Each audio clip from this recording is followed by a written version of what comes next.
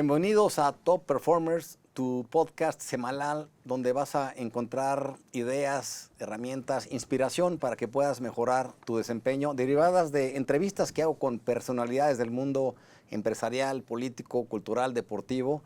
Así que tendrás un panorama vasto para poder encontrar elementos que te permitan ser mejor en tu vida. Y hoy tenemos un entrevistado de lujo, un buen amigo, quien hace uno de los deportes de mayor riesgo en el planeta. De hecho, para algunos es el de mayor riesgo de todos los deportes, el wingsuit, es decir, el traje de ardilla. Y es Leopoldo Turco. Leopoldo, gracias por estar con nosotros. ¿Cómo estás, Andrés? Qué gusto estar aquí en tu programa. Perfecto, Leo.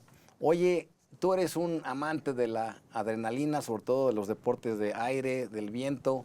Has sido campeón nacional de parapente, de kitesurf, de windsurf, además vuelas paracaídas, paramotor, planeadores, es decir, te gusta todo lo que tenga que ver con el aire. Y me gustaría que nos concentráramos en el traje de ardilla porque muchos lo hemos visto en numerosas ocasiones en redes y demás, pero no sabemos nada al respecto. Así que, si te parece, nos vamos a enfocar en ese deporte y me gustaría antes saber, Leo, ¿cómo es que te encantó ser parte del ecosistema de los deportes de aire y de viento? Básicamente yo me crié en el mar, ¿no? Y en el mar pues tuve la ventaja de conocer la vela, el surf y todos los deportes, un poco de agua, pero tenía una montaña al lado también de 2.800 metros, entonces también practiqué escalada y eso fue evolucionando hasta que un día un amigo llegó y dijo, ahora no solo podemos subir la montaña, sino podemos bajar volando, y fue hace 37 años, fue mi primer parapente. Entonces, que era ni siquiera volar como se vuela hoy en día, era simplemente un instrumento para bajar, ¿no? Y básicamente de ahí evoluciona el wingsuit, ¿no? El wingsuit es un ala inflada, ¿no? Como más o menos la tecnología de un parapente.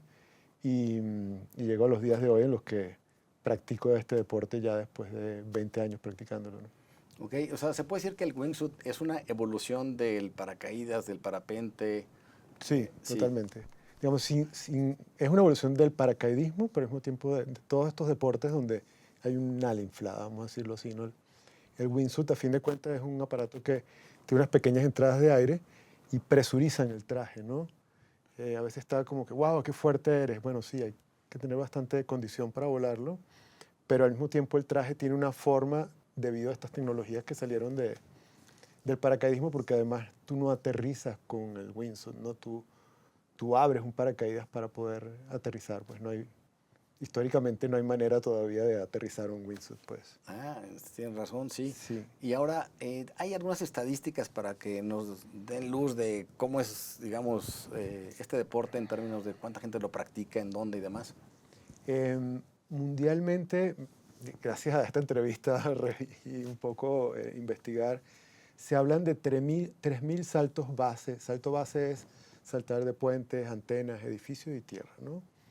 Entonces, este deporte además puede ser hecho sin wingsuit o con wingsuit, ¿no? Entonces, se hablan de 3.000 saltos al mes. Al mes. De esos 3.000, el 10% es wingsuit. Estamos hablando de 300 saltos al mes, promedio al año.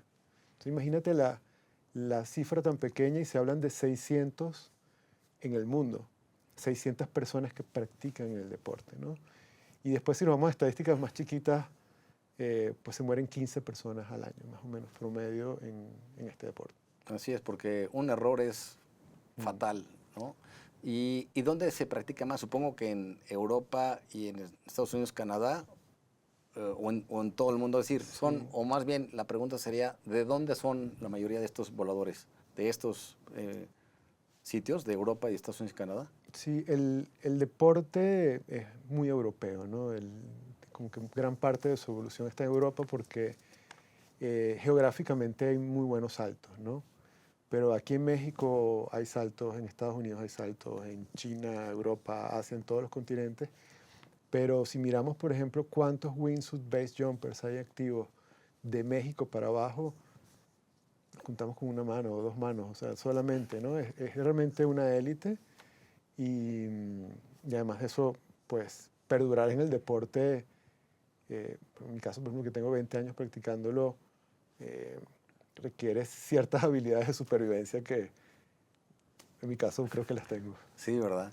Sí. Y dime, en todo este tiempo que has practicado esta actividad, ¿tuviste algún momento decisivo que marcó un antes y un después, una especie de parteaguas en tu vida? Sí, hay varios, ¿no? Y me voy un poquito a la era del parapente porque fui de los pioneros del parapente. Yo incluso participé en el primer mundial de la historia del parapente ¿En dónde fue? en Suiza, en Ok. Verbier.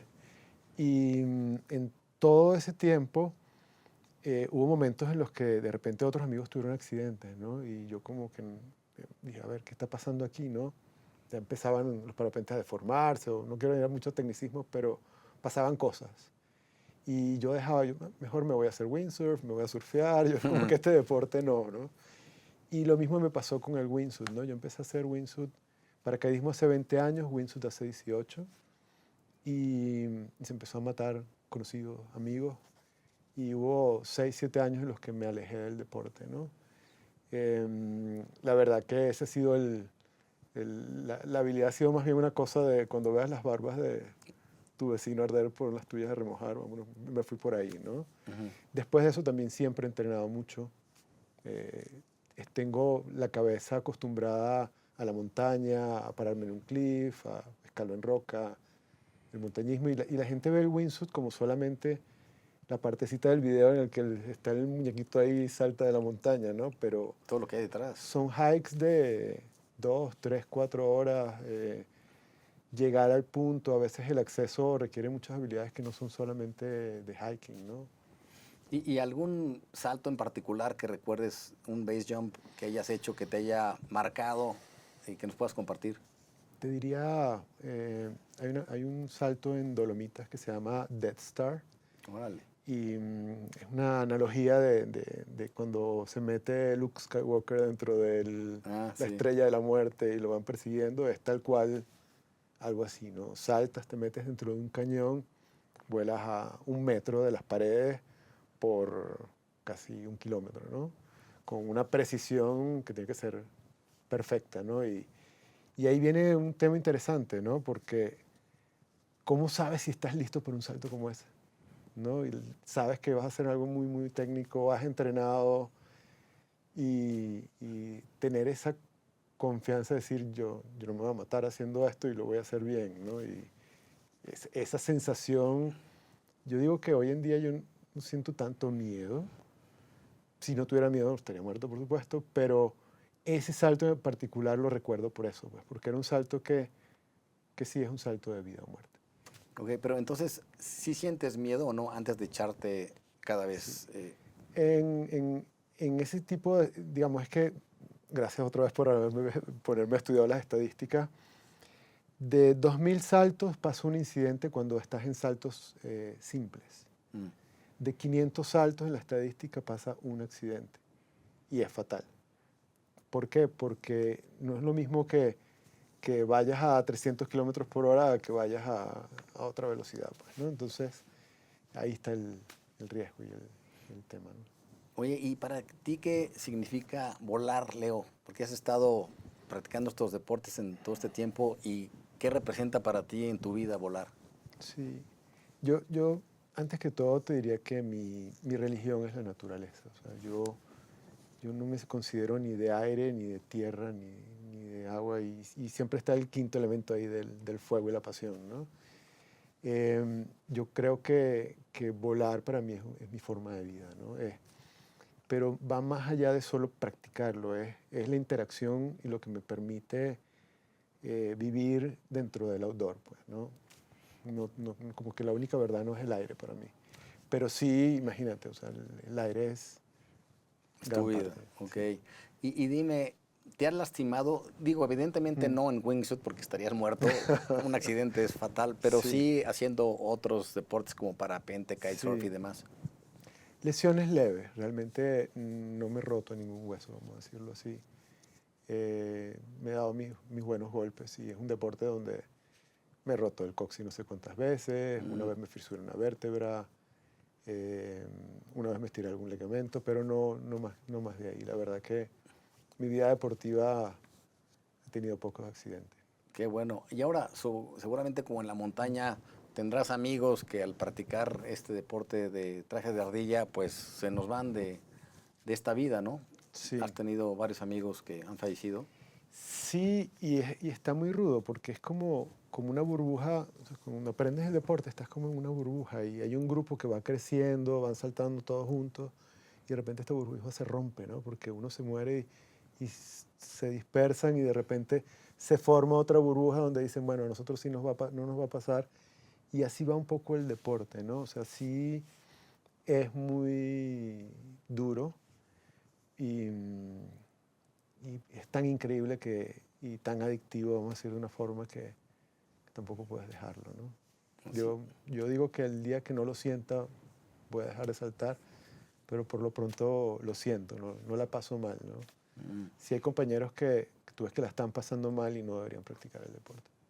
Oye, Leo, ¿y qué competencias, qué habilidades requiere una persona para volar en wingsuit? ¿Cómo lo podrías Es una larga definir? historia, tienes que de verdad ser bien disciplinado y tener muchas ganas, ¿no? Ujú. No es una cosa nada inmediata. Tienes que primero ser paracaidista, mínimo 200 saltos para ponerte tu primer wingsuit. Después tienes que ser saltador base. Para tú saltar con un wingsuit de una montaña que se considera wingsuit base, necesitas por lo menos unos 400 saltos más y apenas estás como de principiante en el deporte. O sea, estamos hablando de que alguien que se lo proponga puede pasar 4 años, 5 años. Y aparte de eso, económicamente también, yo siempre saco la cuenta, ¿quieres hacer el deporte? Inviértele unos 30, 40 mil dólares nada más En prepararte para. en prepararte para. Órale. ¿Y Sí, dónde te preparas? ¿Hay escuelas en México? ¿Cuántas hay? sí. Y si me dices, una vez que estás ya en ese nivel, que puedes ya practicar ser volador de wingsuit, ¿cuáles serían las etapas o los pasos a seguir para que eso suceda? Sí, en Latinoamérica actualmente somos 2 instructores, Ok. ¿no? Yo soy uno de ellos. Yo hice un programa que llamo Del avión a la montaña y este año me puse formé una escuela y está retador, ¿no? Porque hay gente que llega con una relación con la muerte muy especial y no realmente quieres enseñar a todo el mundo, ¿no? Como que tiene que haber cierta empatía, una cosa muy personal, ¿no? Y es un proceso increíble, o sea, mis alumnos terminan, tú lo ves llorando, dicen, yo no sé que yo era capaz de poder realizar esto. Entonces, yo creo que después de tantos años de estar en el deporte, hoy en día más bien ayuda a otros a que realicen el sueño de volar con el traje, ¿no? Y dices que a veces incluso puedes rechazar alumnos que no les ves con el perfil, no tanto técnico, sino, digamos, Sí, emocional, mental. sí, o sea, si tú mentalmente no te puedes parar en un cliff y de alguna forma no dejar de que tu cuerpo te domine y entres a temblar y no tengas la suficiente estado presente para practicar el deporte, no deberías practicarlo, ¿no? O entrenar más del avión o hacer las cosas previas antes de llegar a ese momento de saltar de la montaña, pues que después de esos 4 o 5 años entrenando, también está esa parte o esa habilidad de controlar un poco tu mente, ¿no? Tu físico para Mm. confiar en todo tu entrenamiento, ¿no? Así es. Y en todo este tiempo que has sido instructor, ¿cómo podrías definir así tu perfil de alumno? ¿Tienen algún común denominador que digas, este sí, sí puede ser un alumno en mi escuela de wingsuit? Sí, eh, yo prefiero más la disciplina que la habilidad, Ok. ¿no? La habilidad ayuda, pero la habilidad te hace también ser mucho más arriesgado. Entonces, este es un deporte donde si te apresuras y te vas muy rápido al límite, pues no tienes también la experiencia, ¿no? Prefiero más la gente disciplinada, que estén conscientes de que es un deporte de riesgo y que tienen que estar muy bien preparados para hacerlo de forma segura, ¿no? Así es. El que quiera hacer el récord, perdóname, o tal, realmente no, como que prefiero no irme Sí. por ahí. Seguramente son gente adicta a la adrenalina. ¿Tú crees que hay personas así, no? Me incluyo, Yo ¿no? también. Ya somos dos. Sí, y el tema es que, por ejemplo, yo personalmente nunca caí en ninguna adicción, ¿no? Mm. Y no tengo una personalidad adictiva.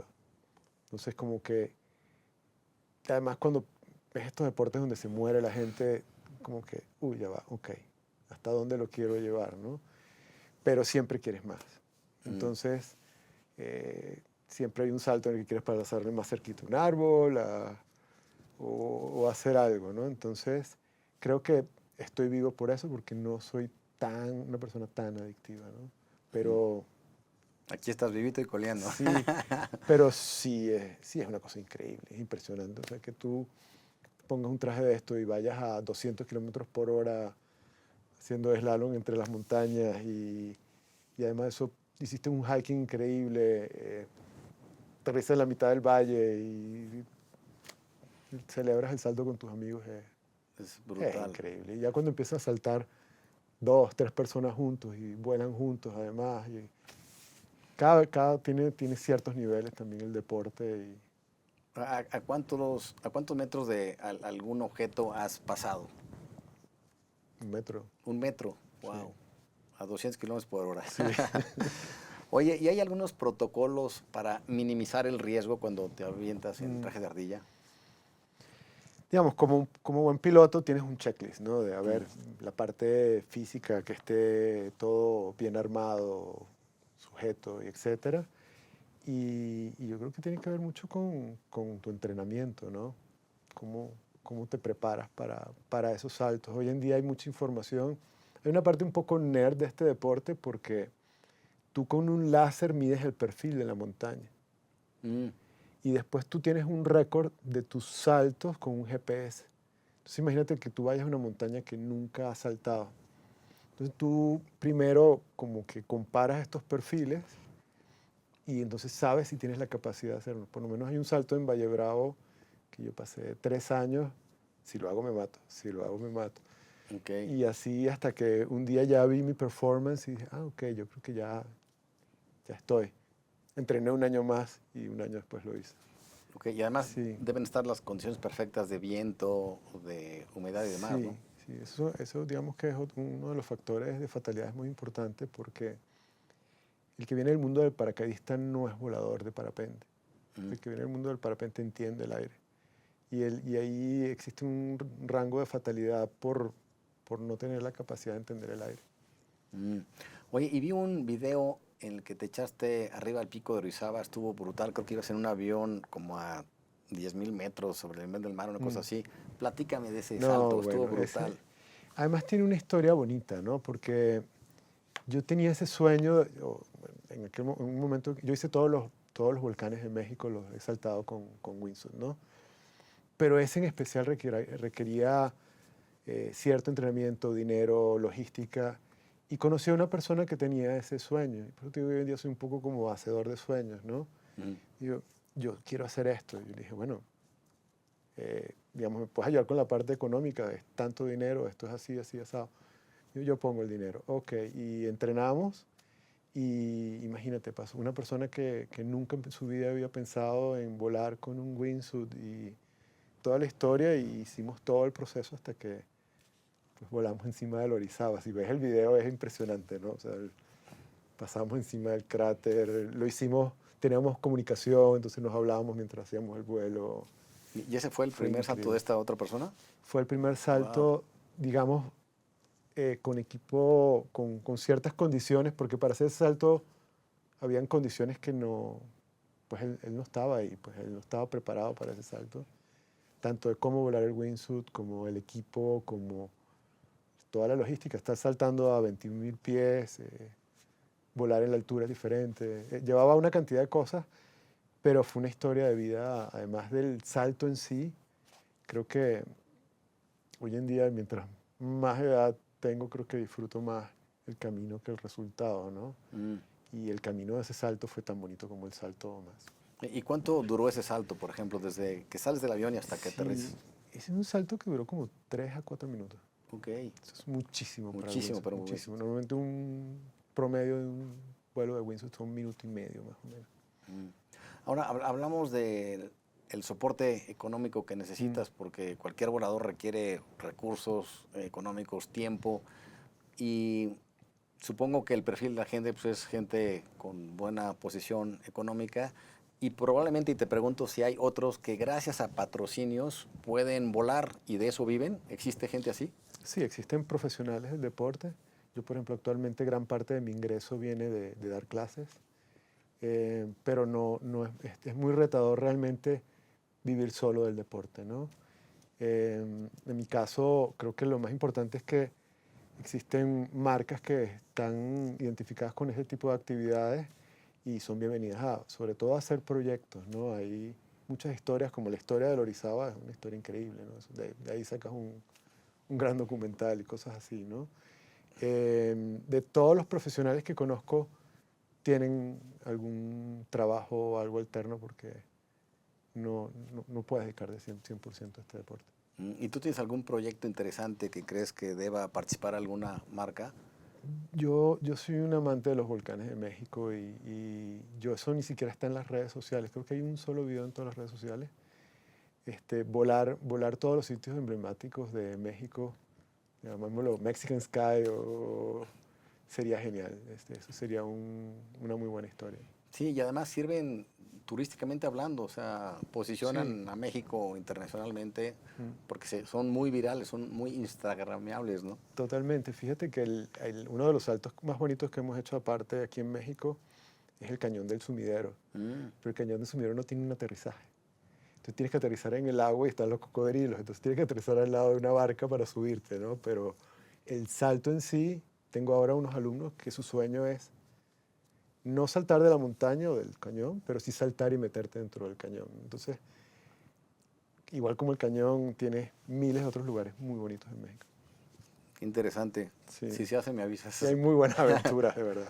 Oye, ¿y cómo puedes vincular los retos que implica volar en traje de ardilla a los retos que cualquier persona puede tener en su vida cotidiana, sobre todo hablando de su vida profesional?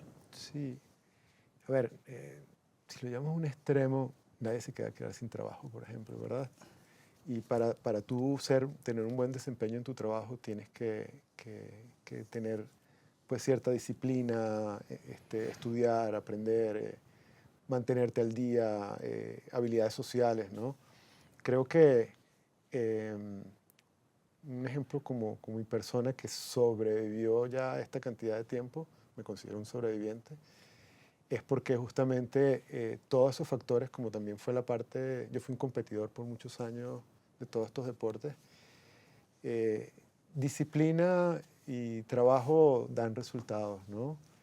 Más las habilidades sociales también muchas veces para poder lograr este tipo de proyectos, porque no, aunque es un deporte muy solo, ¿no? A fin de cuentas tú saltas y Mm. un alumno cuando salta y se descontrola, no, Va solo puede solo, esperar sí. que abra el paracaídas, pero dentro de todo em, me ha ayudado mucho a ser la persona que soy hoy en día.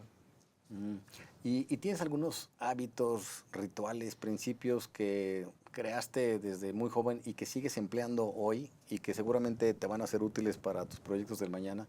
¿Cuáles serían estos hábitos o rituales, prácticas?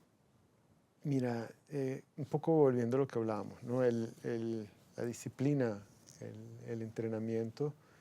eh, yo sí tengo cierta regla personal también, que es que cuando yo no lo siento, yo no lo hago, ¿no? La montaña siempre está ahí, un poco como pasa en la alta montaña también, o sea, puedo dar la vuelta e intentarlo otra vez. O sea, una especie de sexto sentido. Sí, y yo Ok, lo llamo la regla de los 3 strikes. ok. ¿Qué significa? En la mañana el coche no funcionó, después puse el casco y salió rodando, Ah, quedé con fulano y no llegó. llegó media hora más tarde y es un tipo muy puntual.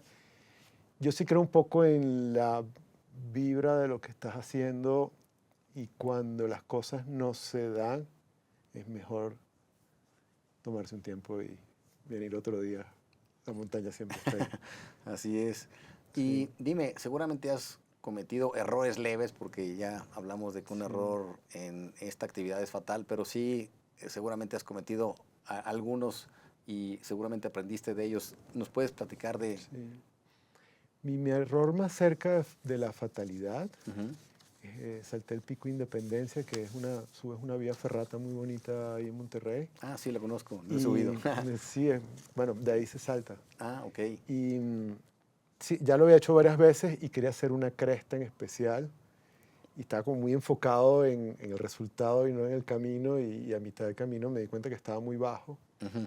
Y un poco esto que tú dices de esas habilidades de, que has entrenado para sobrevivir y que no sabes que las tenías, ¿no? De cómo reaccionas en la vida a esos infortunios que de repente te pasan, y abrir paracaídas y 8 segundos después estaba en el suelo, ¿no? Mm. Además tuve que esquivar un puente que estaba ahí, una reacción muy rápida, y yo creo que si yo no hubiese tenido la disciplina y el entrenamiento, no lo hubiese librado. O sea, actuaste rapidísimo en ese Sí. momento. Oye, ¿y estos deportes qué te han dejado para tu vida?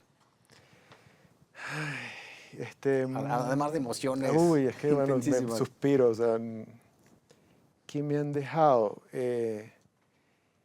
Hoy en día yo creo que la capacidad de poder enseñar es increíble, y poder transmitir el conocimiento, ¿no? Que ya no es un tema, porque es un deporte que el ego te mata, ¿no? Y inculcar esa filosofía de vida de que puedes estar al límite sin pasar al otro lado y seguir viéndola plenamente y presente, es increíble. Muy bien, Leo. Oye, y antes de pasar a la última pregunta, Qué te gusto. regalo este Muchas libro, gracias. Conquista tu propia montaña, en el que describo cómo mi hijo y yo nos preparamos para subir el Everest. Y tiene que ver justamente con adrenalina y mentalidad de ganadora, digamos. Muchas Así que gracias. espero lo disfrutes. Seguramente lo voy a disfrutar muchísimo.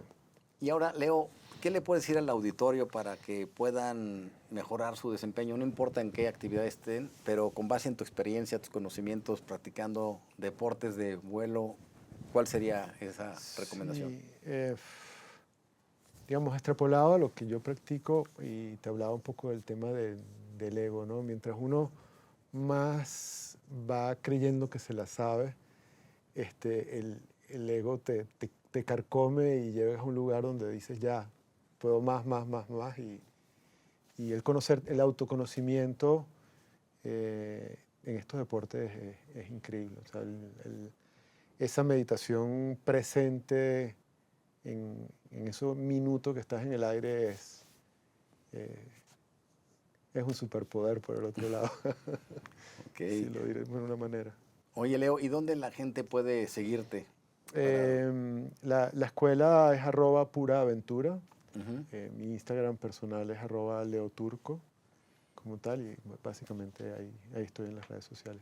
Perfecto, Leo. Muchísimas gracias por este A ti. programa. Espero que les haya gustado este capítulo, y este programa en particular no es para escucharlo en Spotify, sino para verlo en YouTube, porque Leo nos ha compartido una serie de videos de sus saltos y están brutales. Así que los invito a que todo este programa lo vean en YouTube. Muchísimas gracias y nos vemos en el siguiente episodio. Saludos.